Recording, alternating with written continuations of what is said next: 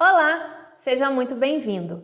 Nessa aula, irei resolver as atividades de Química do Plano de Estudo Tutorado do segundo ano do Ensino Médio Regular. Essas atividades são da semana 2 do volume 2 sobre ebulioscopia. Esse material é fornecido pela Secretaria de Educação do Estado de Minas Gerais. Mas antes de irmos para a aula, para os exercícios, peço a vocês que se inscrevam no nosso canal, que ative as notificações e que dê um like nessa aula. Também nos sigam nas outras redes sociais, no Facebook, no Instagram e no Twitter. Certinho? Eu sou Simone Mairink, professora de Química do canal Escola Online.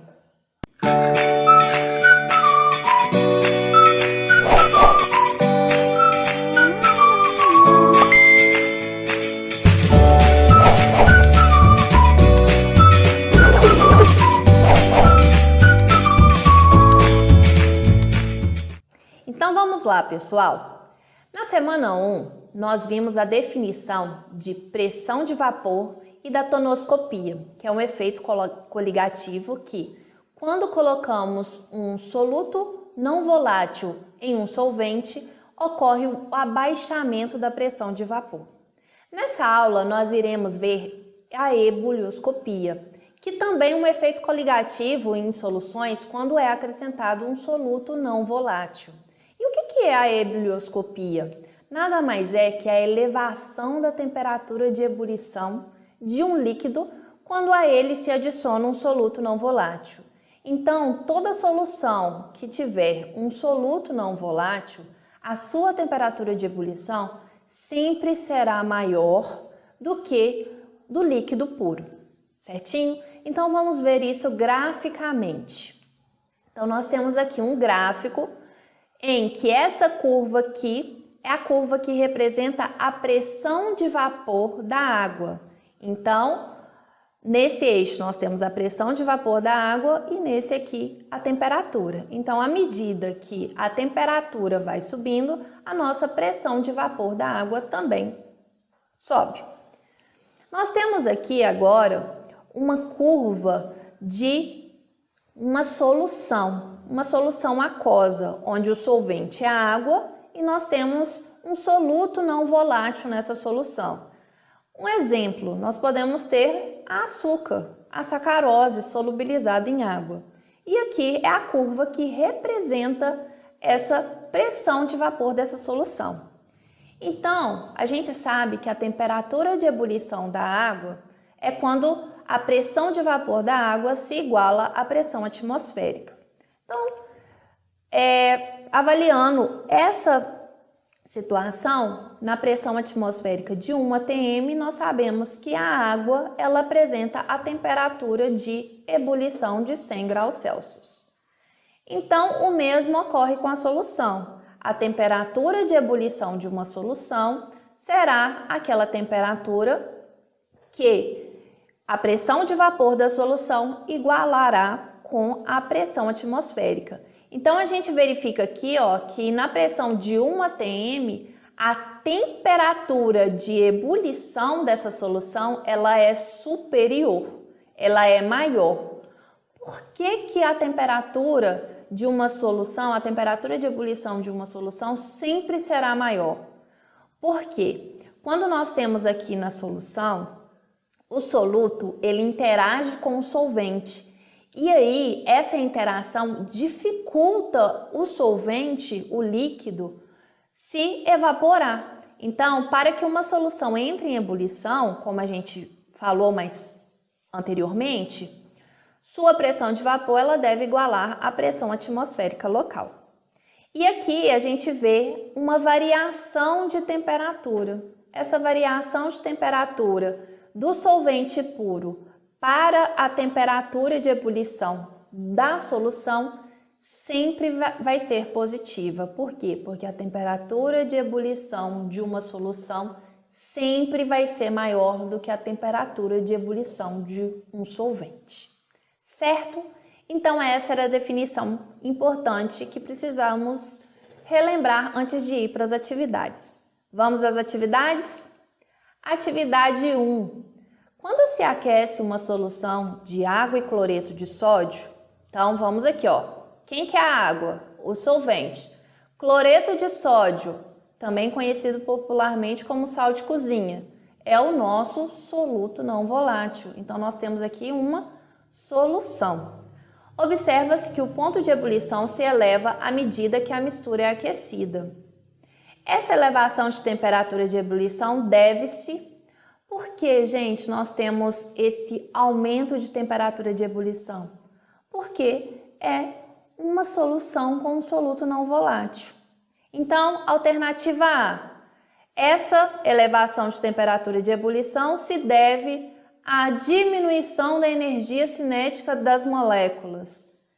Então, o que é a energia cinética, gente? É o movimento. Está diminuindo a movimentação das moléculas. Por isso que o ponto de ebulição está se elevando. Tem nada a ver. Se isso tivesse ocorrendo, diminuição da energia cinética, estaria ocorrendo uma diminuição dessa temperatura de ebulição e não elevação, certo? Então, alternativa A, errada. Alternativa B, ao aumento da energia cinética das partículas de NaCl. Então, gente, as partículas de NaCl estão com energia cinética maior. Isso vai afetar alguma coisa na temperatura de ebulição da solução? É o NaCl que está entrando em ebulição? Errado. É o solvente, é a água que passa do estado líquido para o gasoso. Letra C. Está ocorrendo um aumento na concentração do soluto na solução. Essa é a nossa alternativa correta. Então, quando aumenta a concentração, aumenta a quantidade de soluto na solução, mais difícil vai ser a evaporação da água e, consequentemente, vai ter elevação da temperatura de ebulição. Então, vamos ver por que a letra D e E estão erradas. D. A dificuldade do soluto em evaporar-se. Ah, é, gente? É o soluto que evapora? Não, né? É o solvente. Letra E. Ao aumento da energia cinética das moléculas. Não é uma justificativa. Aumentar a energia cinética, sim, vai elevar não vai elevar a temperatura, só vai ocorrer a mudança de estado físico mais rápido. A elevação da energia cinética, aumento da energia cinética, só faz com que o processo seja mais rápido, a velocidade do processo seja mais rápido, e não elevar a temperatura do sistema, certinho? Então, atividade 1, resposta correta, letra C. Atividade 2. Na ebulição, a pressão de vapor de uma solução aquosa de 0,05 mol por litro de glicose é. Então, é uma solução com um soluto não volátil, que é a glicose. Letra A, está falando que a pressão de vapor dessa solução, ela é o dobro da pressão de vapor de uma solução aquosa de 0,05 mol por litro de glicerol. Então, quando a gente compara aqui as substâncias, glicose é uma substância molecular e glicerol também é uma substância molecular. Então, ambas, por ser a mesma concentração, ambas as soluções têm o mesmo número de partículas. Dessa forma, a pressão de vapor dessas duas substâncias são iguais, certinho? Por que são iguais? Repetindo, é a mesma concentração e todas as duas substâncias são moleculares. Então, qualquer substância molecular, quando solubilizada em água, vai ter o mesmo número de partículas, certinho? Então, tendo o mesmo número de partículas, a pressão de vapor dessas duas soluções são iguais. Letra B. A pressão de vapor dessa solução aqui vai ser a metade da pressão de vapor de uma solução aquosa de 0,05 mol por litro de sacarose. Novamente, sacarose é molecular, glicose também é uma substância molecular. Tendo a mesma concentração, nós temos a mesma quantidade de partículas, sendo assim pressão de vapor dessa substância do enunciado e da substância da letra B são iguais. Alternativa B também é errada. Alternativa C. A pressão de vapor dessa solução ela é igual à pressão de vapor de uma solução aquosa de igual concentração em mol por litro de frutose. Correto. Por quê? Frutose também é uma substância molecular. Aqui nós temos de concentração igual. Se é concentração igual, significa que é uma substância que apresenta o mesmo número de partículas. Toda solução com o mesmo número de partículas apresenta pressão de vapor igual, certo? E as outras alternativas a gente constata que também tem erro. E aí vamos ver, letra D, a metade da pressão de vapor de uma solução aquosa de 0,10 mol por litro de glicose. Então aqui nós temos o mesmo soluto. A solução do enunciado é glicose, a solução da letra D também é glicose. Nós vemos que em relação à concentração, nós temos uma concentração 2 vezes maior. Só que, por mais que seja aqui 2 vezes maior, e a gente sabe que a pressão de vapor, à medida que aumenta a concentração, diminui, mas não é diretamente proporcional. Não significa que aumentar a concentração 2 vezes diminui a pressão de vapor em 2 vezes. Então, a gente não pode afirmar de forma alguma essa proporção aqui, certinho? E letra E, essa pressão de vapor vai ser igual à pressão de vapor de uma solução aquosa de igual concentração em mol por litro de sal de cozinha, que é o cloreto de sódio. Novamente errado, por quê? Glicose é uma substância molecular, cloreto de sódio é uma substância iônica.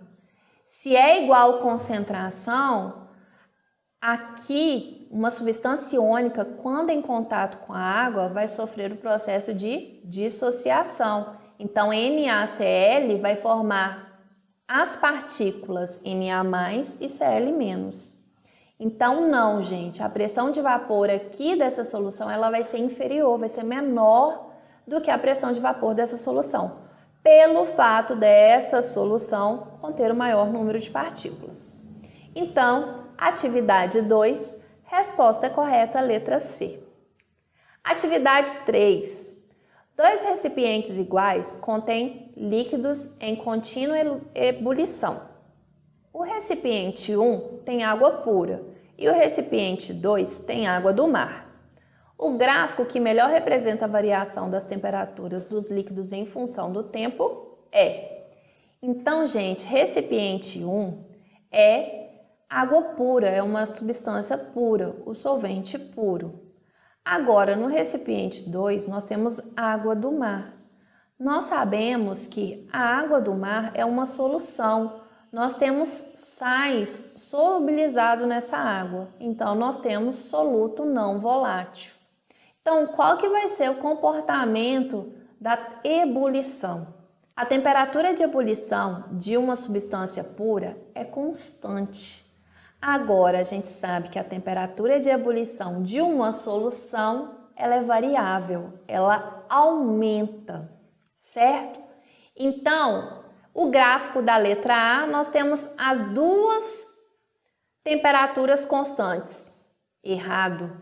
A letra B, nós temos as 2 temperaturas variando. Errado. Na letra C, nós temos a 1 constante e a 2 variando.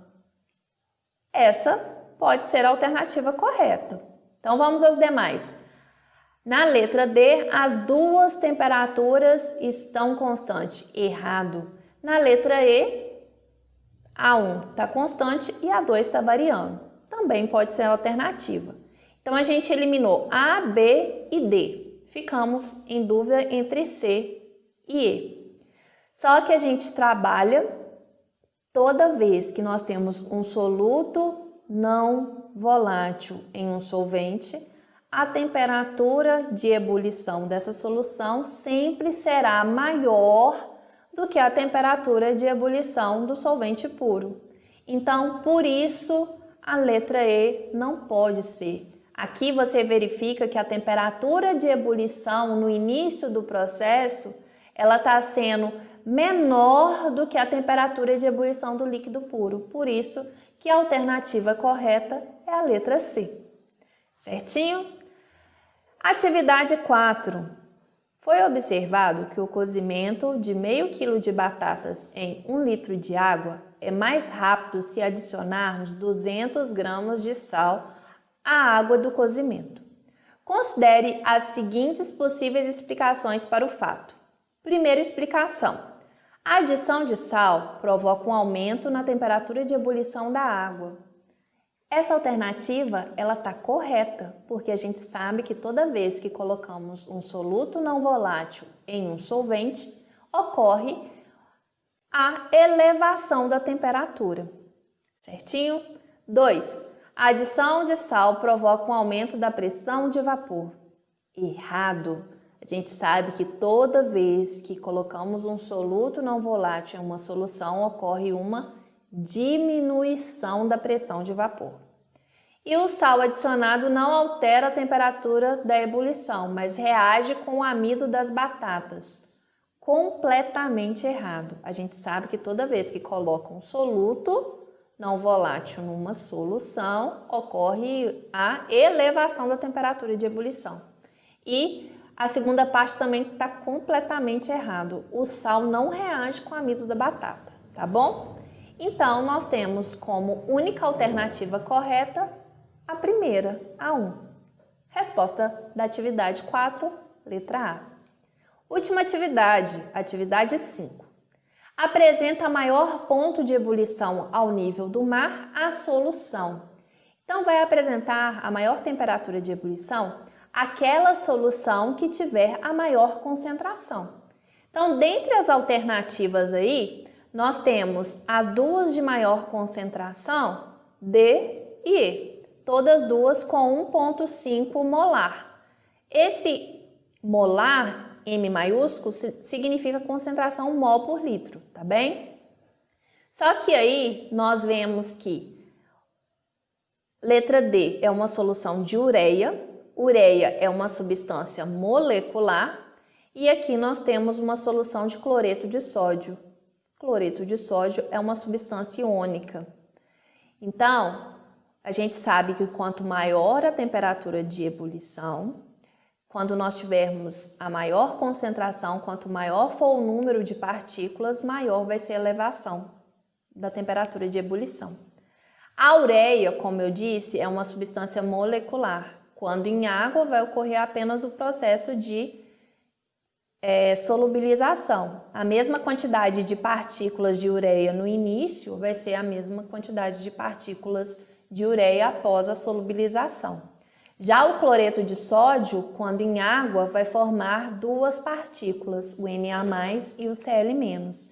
Então, antes da solubilização, nós temos 1,5 mols de cloreto de sódio e após a dissolução, vai ocorrer o processo de dissociação e nós vamos ter 1,5 mols do íon sódio e 1,5 mols do cloreto, totalizando em 3,5 mols de partícula. Então, por essa solução apresentar o maior número de partículas, é a solução que vai ter a maior elevação de temperatura. Resposta da atividade 5, letra E. Então, pessoal, chegamos ao fim da resolução das atividades. Espero ter ajudado vocês. Conto com o like e, por favor, se inscreva no nosso canal para nos ajudar. Então, espero vocês nas nossas próximas aulas. Tchauzinho, pessoal!